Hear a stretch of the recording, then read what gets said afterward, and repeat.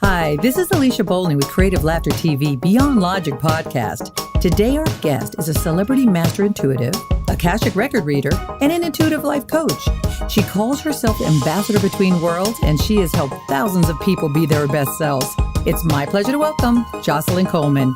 Hi, Jocelyn. Hi, Alicia.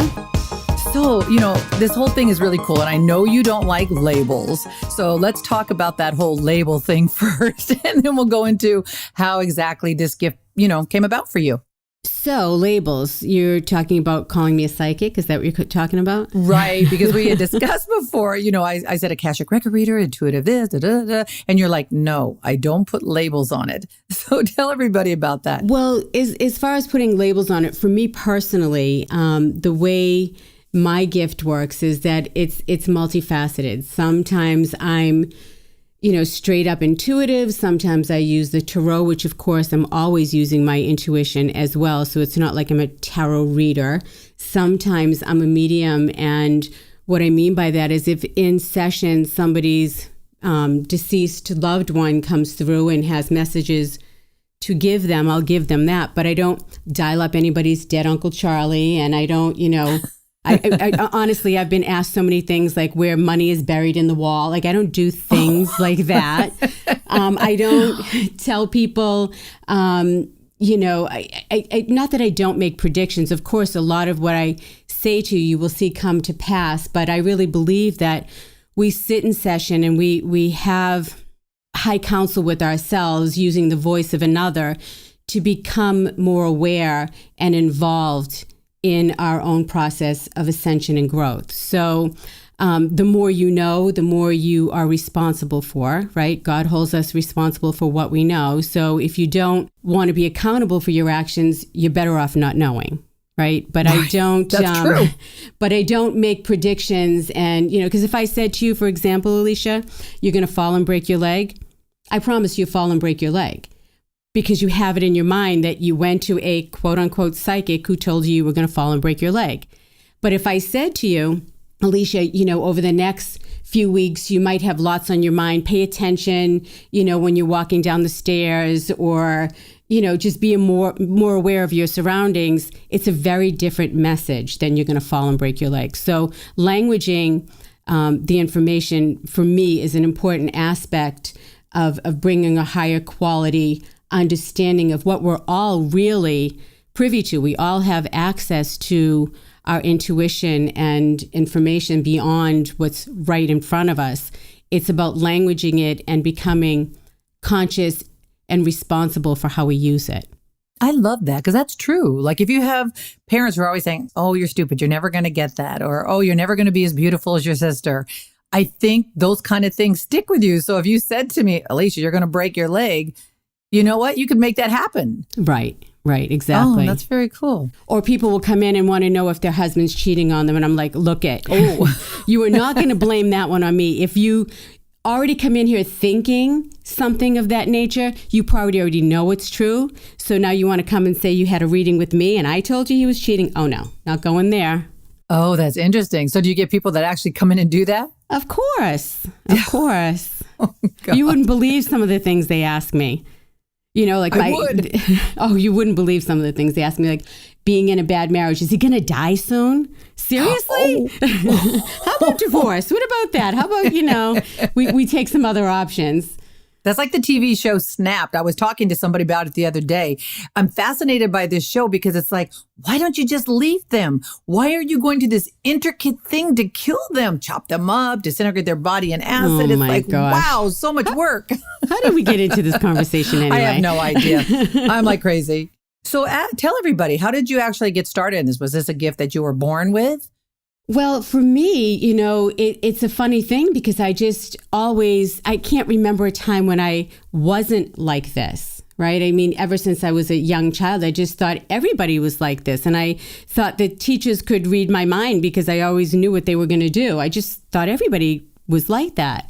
And it was at probably about 6 or 7, there was a 10-alarm fire in my neighborhood. And for 2 weeks prior, I dreamt every single night of this fire. And there was a dog that lived in that house, and I would dream of the dog coming to my house, and I'd wake up and, tell my mom about this fire. And of course that came to pass. And then at 7, I was playing in the living room in my home, and I just had this overwhelming feeling of sadness. In that split second, I remember thinking, my grandfather had died. I just knew that he had died, and he wasn't expected to die. And as I'm having that feeling and that thought, the phone rang, and my mom answered. And of course, she started to cry. And that was my first real, okay, something's going on here. Even though at 7, I didn't have language, I didn't have knowing. It was just something I knew about myself that was different than others. Was that frightening to you? It was a little off-putting. You learn quickly to keep those things to yourself because it's not, acceptable, or your parents will tell you, oh, that's your imagination. Or my mom always used to call me the witch, because really, if you really want to know what your child's gifts and probably the future of what they'll delve into, watch how your children play. Because the early signs of what is in them, in their DNA, that they're here to become by the things that they play as children. And for me, I'd be out in the tree in the front, and I was never a tomboy, right? But I would sit on the first level of this tree in the front. My mother would say, what the hell are you doing out there? And I'm making witchcraft. So I would be making these things with herbs, which were the leaves on the tree, and my sticks. I had no idea what the heck I was doing. I just knew that this was natural to me. Wow, that's so funny. So did you have brothers and sisters growing up? I have one sister that's 8 years younger than I am. So did she join in the spell making? Well, she was, by that time it was a whole different trip with her because I had to babysit all the time. So, as she got older, she realized she was more intuitive, but she also had me that sort of paved the way to help her understand things that most kids don't have anybody that's walked the walk before them to help them embrace and understand about themselves. Right. So what is a master intuitive? Well, as I said to you, I call myself that because I have very different connections and modalities that are equally as developed in myself. And there's a knowing when and where to shift into what modality is necessary in the moment. And in that as well, I can also tell when I'm working with somebody what they might need to do to deepen something for themselves, whether it's a lesson they're learning, a job they're stepping into, a wound that they're transcending, right, in their life. So there's different modalities. And part of what my gift is, that if you've ever worked with me before, it's really kind of funny because in my office, it's a library. There's a library, and there'll be books on the shelf. There are books on the shelf that I will, in readings with you, you've probably experienced this. I jump up out of the seat and I'll know exactly where to go. And trust me, I can't find my keys. It's really funny. My first husband used to say to me, people call this house all the time looking for missing people. If they only knew you can't even find your keys. And I'd say, but keys involve a memory.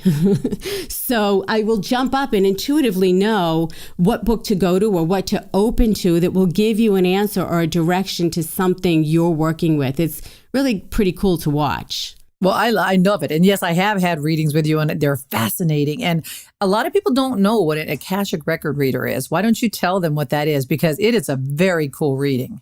Well, in many devotions and religions, we hear about the book of life. And what the Akashic Records are is your particular book. There's a library, if you will. If you can imagine, there's a library in the sky. I'm being a little theatrical here, right? That there's a library that has every thought, every deed, and every action recorded in it. And I was never really formally trained to read from the Akashic Records. It's just been something that's innate in me. And I developed this prayer when I started to work about accessing and mastering the chapter that you're in right now. So what is the information that we need to master this particular chapter? And in some chapters, there are things from the past that need to be healed. In some chapters, there's relationships in the present that we need to become more aware to. And sometimes we're preparing for what is to come, right? So every time you access those records, right, you are shining a light. You're shifting the light grid, hence the word enlightenment. So the more light you shine on the grid, the more you become aware of and responsible to. And that's what I said. Once you know, you can't pretend that you don't know. That's why ignorance is bliss. So you always ask the person's name and their birth date Right. when you do these readings. What is the purpose of that? The reason I ask you your name and your age, that's the only thing. When people come in, you know, you've had session with me. How many times do I tell you to go duct tape your mouth or shut up? Am I doing this reading, right? Don't talk in her readings. You want to engage because you're like, who is this person that I don't even know, but I feel like I've known my whole life, and they know these things that I've never told anybody because I've only thought them to myself. I've never said out loud. So you want to engage, especially when things get juicy. But what happens is when people engage in a conversation, we're actually having a conversation, and you break out of the mode of reader, if you will. And who wants my opinion? Who really cares what my opinion is? Because you don't want to know Jocelyn's top 10 greatest hits. Trust me, we all refer to someone else for counsel, but I don't let you speak at all. So the only thing you will say to me at the beginning of a session is your name and your age. And the reason I have you say your name and your age is because A, you're setting that intention vibration, and you're giving me permission to access your records. I would never, what some people will call psychic snooping. I don't do that, because that would be like you having me over your house and I don't know, the UPS guy comes, and next thing you know, I'm snooping through your pocketbook, right? I would never do that, right? I would never do that. Hopefully, it's about respecting a boundary. Hopefully. Right? And being respectful of somebody's private space, information, belongings, whatever. But if you asked me to and you gave me permission, of course, then I would do something of that nature for you. Same thing with your sacred information. What's in your book is sacred. It's between you and the divine. So you inviting me in to be the voice for you to have that conversation with your collection of your spiritual family, because we're never really alone, any of us. We're multidimensional beings, right? And we have access to so much more than we can physically see. And we have loved ones that have passed on. We have ancestors. We have guides and angels and inspirers. We have an entourage. If we were ever really in conscious awareness of how much help and access we have, we would all just explode into the magnificence we were created to be. That's the dream and the hope of the people that do work like I do, that we really get to understand how flipping, I swear, magnificent we are as beings. And we were all called here, at this time in history for a specific mission or promise that we made our Creator. And I believe if there is such a thing as a mortal sin, it's that when we get back to wherever we go and we sit down with, our Creator, and he or she says to us, so, Jocelyn, so what were you doing? Here's some of the things you agreed to do. Well, you got blah, blah, blah. And you said you were gonna, I gave you 80, 90 years. What were you doing? That's funny. So how often can you have this type of reading? Is it something, because some people are obsessed with readings and they have to have readings all the time. Is this something you can go into the records all the time? Or is it it's something that should just happen when something's coming up that you want to know about? Well, there are so many different kinds of readings and commitments that we make to ourselves about our own ascension and growth, right? You can have readings for different, it's not like you're having a fortune-telling reading, because the one thing that we all come with is free will. So we have readings to give ourselves, the ability to see what's possible. And then we make decisions according to that information. We don't let that information run us. Like I said to you about the whole, break your leg thing, right? So if I said to you, that was a possibility, it's because it's there. But if now you have the awareness that, I have a lot on my mind, I really need to pay attention to my surroundings, it gives you more engagement or more, conscious awareness of what the energies and forces are that are working with you or, creating an obstacle for you.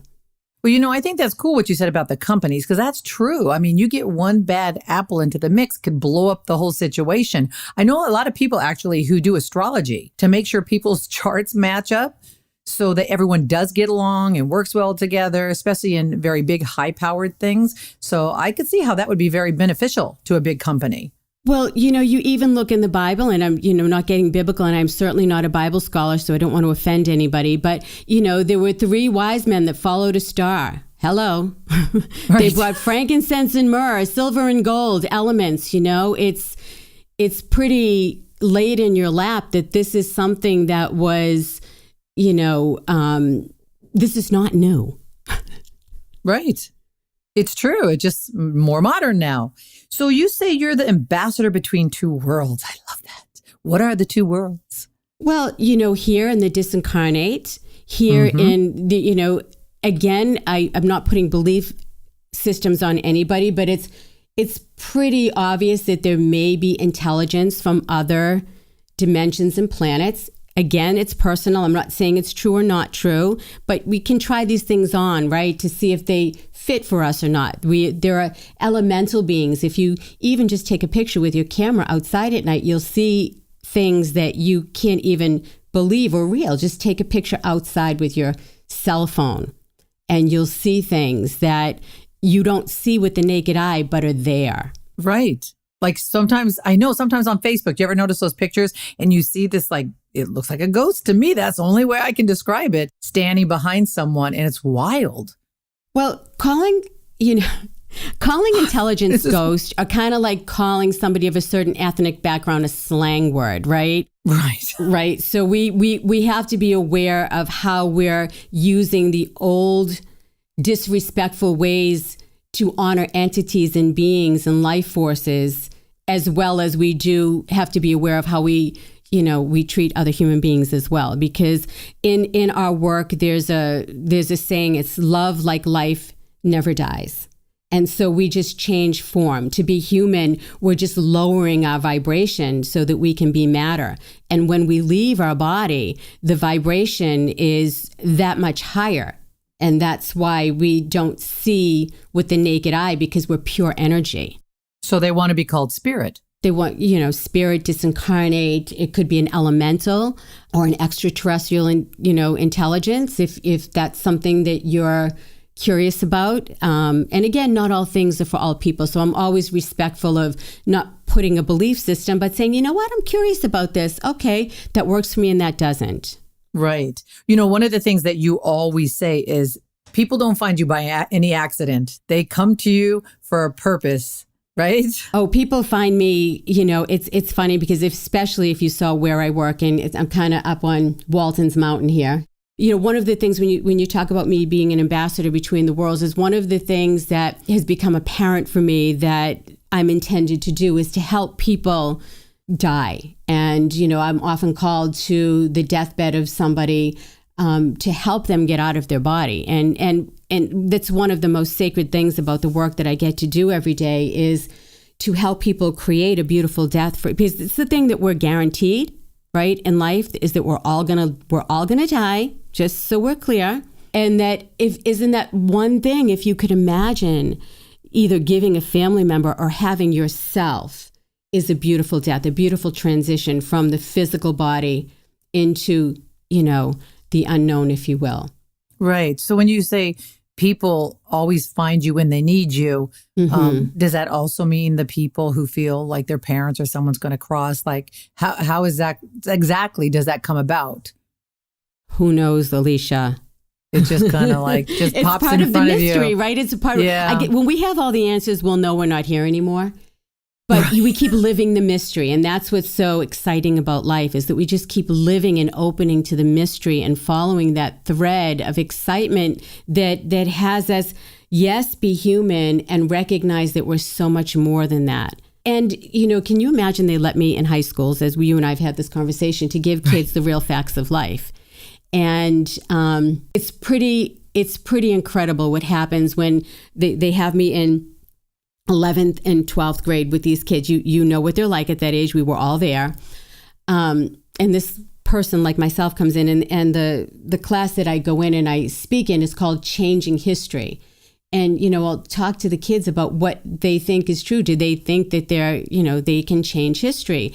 And simple thing, of course, nobody raises their hands, right? And right. I'll have them think about their lives. Like, for example, how many of you are the first person to speak English in your family, or even, graduate high school, or be the first child born of artificial insemination, have 2 moms, 2 dads, all of these things, be sober. Right? I'm getting goosebumps when I say this, because all of these things are changing history for your lineage, for your tribe, for those that came before you and those that will come after you. Every moment, every thought that we have is an opportunity to change history. We're doing it all the time. And how do the kids respond to this? Does that kind of wake them up? Oh, I love it. And so, my husband will say, so what are you going to do? And I never have anything prepared, as you know. You know what it was like for me to get this with you going, right? So, these kids will write me letters. Like, one of my favorite things is and I go in with nothing. And I'll say that everything that you are here to do or meant to be, you already are. And I'll have, them recognize the chakra system in their body, what we look like if we just expand part our legs and expand our arms to reach to the side and our head erect. We are a star, every single one of us. So do you get any eye rollers when you're talking about this? Wait a second. The things at first, they were a little, they're kids, and not even kids, but they're in that awkward phase of life, right? But once they start getting engaged and they start having these experiences, because I'll do a lot of experiential things with them, they're completely blown away by themselves. And so this one time I went in that sticks out in my mind, my husband said, so what did you do with the kids today? I said, I did the clock. He said, you did not do the death clock with those kids. I said, yep, I did. I said, the kids were crying, the teachers were crying. And in this clock that I do in one of my coaching sessions is I will show you how the first 5 years of your life, and I'm being generous, right? The first 5 years of your life, there's a story you told yourself about yourself that you'll keep repeating until you become conscious of it. And that's when their lights go on, right? So, for example, I'm going to give you this. We weren't even really going to talk about this, but this is kind of cool. I love this. So we have one of the one of the cool guys, tough guys, right? Because nobody wants to raise their hand. And I said, come on now. I start picking on him, and I said, tell me something that doesn't have to be something bad. I said, okay, let's just talk about you got your license. How did you feel, when you got your license? He says, oh my God, I was free. I said, really? I said, well, it's exciting, when you're driving your car. What about when you had to get your permit? He said, oh, it was awful. I said to myself, you can't do this. Don't feel this because you fail at everything. And I said, wait a second, time out. Here it is. Here it is right here. I said, I don't mean to be disrespectful, but you're 17. How many things have you failed at in life? And I said, honestly. So he said, well, math. I said, okay, so let's just forget for a moment that there are teachers in the room. I said, did you really care about that math test? Honestly. I said, so you already have a hint. You're probably not going to be an accountant, a scientist, you're not going to work for the IRS. We already got that clear. I said, but, did you really care about that math test? And he said, well, no. I said, but did you care about getting your license? He said, of course. I said, so what you know about yourself is when you really care about something, you won't fail. And this kid just like that, he wrote me this thing later. It was not a long thing, but he said, the things that we learned in that class were things I'll remember for the rest of my life. Thank you. Oh, that's really cool. I know you have kids. Yeah, I do. Are your kids intuitive?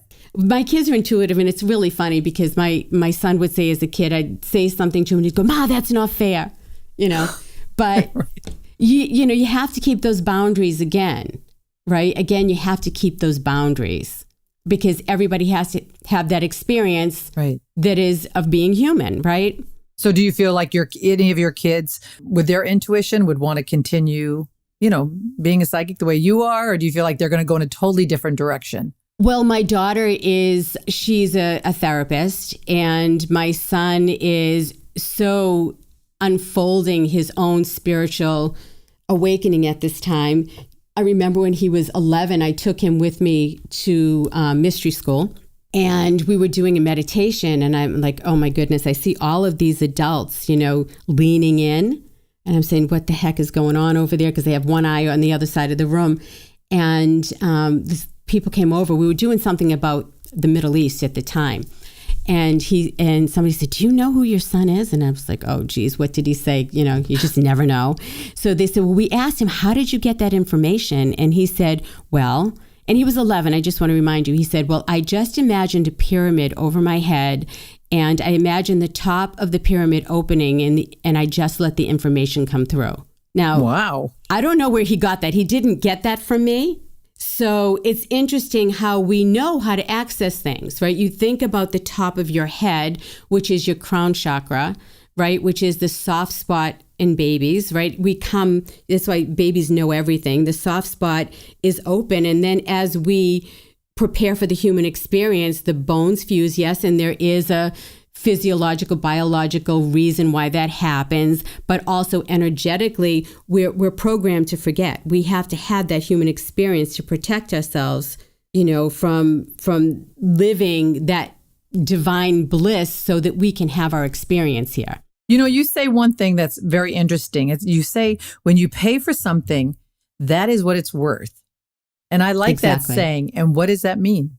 It means that everything has a value. And if somebody gives you something for nothing, that's exactly what it's worth usually. So people have to, you're probably referring to the work that I do in recovery homes. Is that what you're talking about? So I've been asked, that is a charity of my heart, is of course, the nation, I get goosebumps, we're falling apart. We're losing a whole generation and thousands of people to this opioid crisis. And it's not just opioids, it's alcoholism, addiction of all sorts, right?